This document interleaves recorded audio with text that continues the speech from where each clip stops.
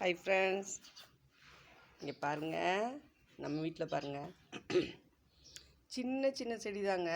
மல்லிகைப்பூ செடி எவ்வளோ பூ பூத்துருக்கும் பாருங்கள். இங்கே பாருங்கள், இது பார்த்திங்கன்னா விருப்பாச்சி மல்லி. விருப்பாச்சி மல்லின்னு சொல்லுவோம்ல, சின்ன சின்ன தொட்டியில் தாங்க வச்சுருக்கிறேன். நிறைய மொக்கு விடும் பார்த்துக்கோங்க. சின்ன சின்ன செடிகளில் நிறைய மொக்கு இருக்குது பார்த்திங்களா. நிறைய மொக்கு இருக்குது பாருங்கள்.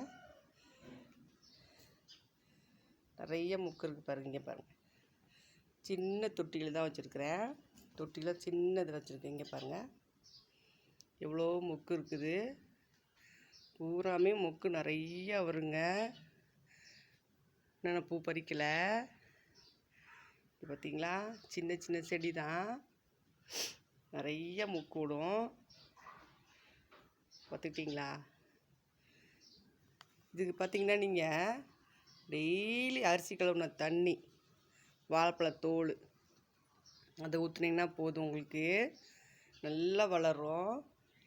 ஆனால் மேக்ஸிமம் கொஞ்சம் நல்ல தண்ணியே ஊற்றுங்க. நல்ல தண்ணி இல்லைன்னா என்ன பண்ணுறது.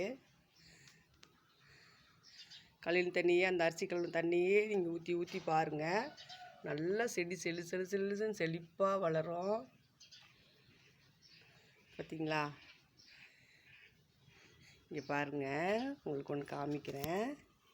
இது கிணறுங்க. கிணத்துக்குள்ளே குருவி கூடிக்கிட்டு இருக்குன்னா, குருவி குஞ்சு பொறிச்சிருக்குங்க. அவங்களுக்கு தண்ணி, இங்கே பாருங்கள், அரிசி வச்சாச்சு.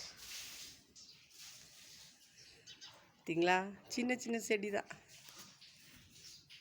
நீங்களும் நல்லா டெய்லி அரிசி கழுவின தண்ணி, வாழைப்பழம் சாப்பிட்ற தோல், அதுவே நல்லா செழிப்பாக வளருங்க. பாருங்கள். வீடியோ பிடிச்சிருந்தா லைக் பண்ணுங்கள். தேங்க்யூ.